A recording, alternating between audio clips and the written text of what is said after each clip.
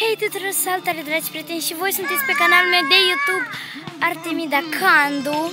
Și eu am ieșit afară, desigur că cu Amelica. Amelia, vrei să le arăt salut? Amelia, arăt salut. Și uitați ce păr drăguț și crețare. Este tare creț, Amelia. Uitați.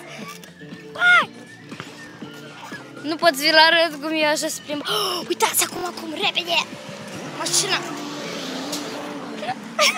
Amelia! Dați din partea asta repede cât s-a întors. Iată! Amelia, special te întorci așa. Special! Ca tare ce să este fundița Ameliei, doar că eu mi-am pus-o mie. Spuneți-mi, îmi stă bine? Bunica a spus că da. Și eu acum, deci am ieșit afară și asta este partea... Ați văzut că am ieșit afară? Și ce este partea a treia? Da, iată, tămana aici am răs și... Da, iată așa și la o mărime, da, la fix aceeași gâtșoară. Am pus și fundița.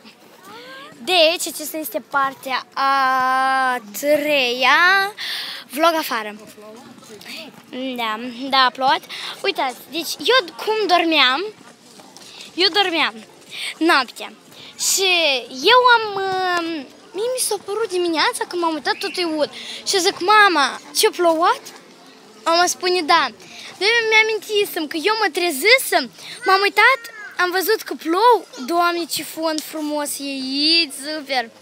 Deci sigur ai 1.000.000 de like-uri pe like sau pe TikTok, cu așa fond de soare, tare super. Păi uitați, și cu așa... Ia uitați ce copaci frumoși. Uitați-vă aici. Uitați ce copaci frumoși. Chiar și acolo mai este un copac tare super. Iată acesta. Este tot tare super. Acum să vă arăt. Uitați.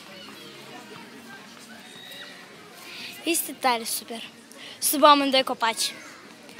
Acum și mă cobor. Și uitați, și m-am gândit că eu am visat, dar eu țin minte că eu m-am trezit.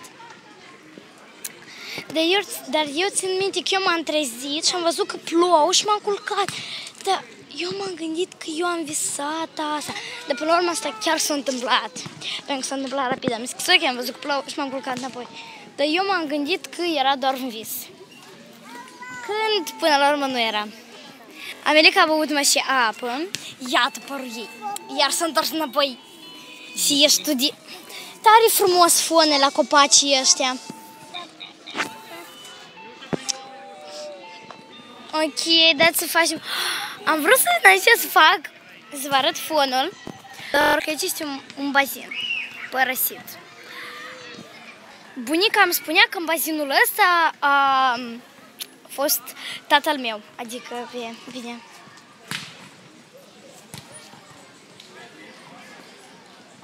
Da, ce fon aici frumos este.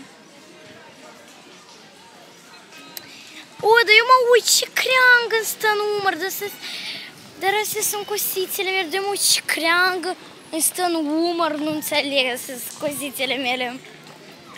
Așa, acum vom trece, vom merge iarăși prin jurul școlii Livideleanu și vom trece.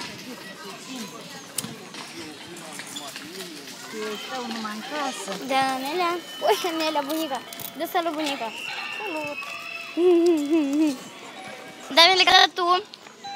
Sau tu le-ai dat salut de stol? De stol. Am și mama cu tata să vă dai salut. Și Bela cu Funtica să vă dai salut. Câinii mei. Bela este fetiță, Funtiușa este băiețel. Și... E că toată lumea se întoarce și la mine și se uită în telefon și fac eu. Nu, se uită precis și la gățișoarele tale. Da, dar nu ele chiar la telefonul meu se uită. Iar câinele ăsta. Unde e câinișoara? Da, uite ce bultoace. Câinișorul. Dar nu se duce prin bultoace, vezi? Aha, da, nu se duce.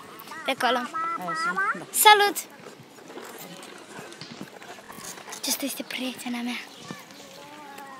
Și acolo la fel ca fond, e bazinul ăsta părăsit. Când în diferite vloguri tu spui diferite... Și toată lumea sunt la mine și vor. E că eu când în diferite vloguri, deja că acesta nu este primul vlog, acesta este deja a treilea videoclip, a meu a treilea vlog în YouTube, anume în YouTube. Păi eu, tot timpul în toate vlogurile vă spuneam câte ceva. Și v-am spus deja mult și acum deja am uitat ce să vă mai spun.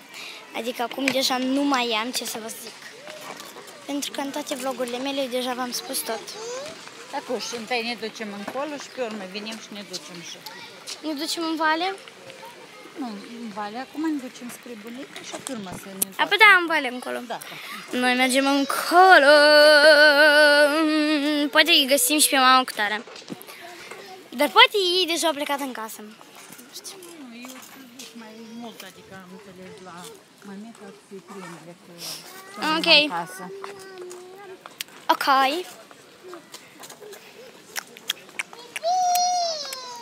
Da, mi-e că de obicei țipă în gura mare bip-bip. Înțeleg ce țipă așa bip-bip. Lasă să face. Da.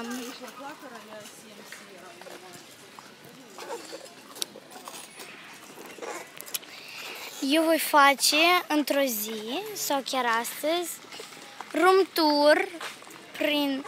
Ați văzut cum s-a întors în cameră? Suntem. Eu astăzi sau mâine sau nu știu când voi face un room tour ori prin camera mea, ori prin toată casa mea. Eu cred că room tour-ul îl voi începe voi face doar în camera mea. El voi începe cu camera mea superbă. Iar după asta deja vă voi arăta și toată casa mea. Și scrieți în comentarii, scrieți numai decât în comentarii, deci scrieți numai decât în comentarii dacă voi tot timpul sâmbătă faceți curat. Noi da.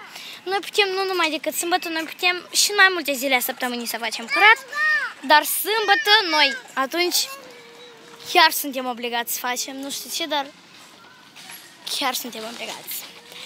Și acest videoclip a luat sfârșit, acest vlog. Și eu vă zic tuturor la revedere și ne revedem în următoarele vloguri, în următoarele videoclipuri. Și bunica, ce trebuie să le zici? Ce trebuie să facă? Nu, ce trebuie să facă? Da, spui like. Ce trebuie să mai fac? Spune-le tot. Semneze. Ce? Și semneze. Și să abonați. Puneți like și vă abonați. Da, ați văzut ce a spus bunica. Artemida Cando. Corect. Și bunica le dăm. Pa, pa! Pa, pa!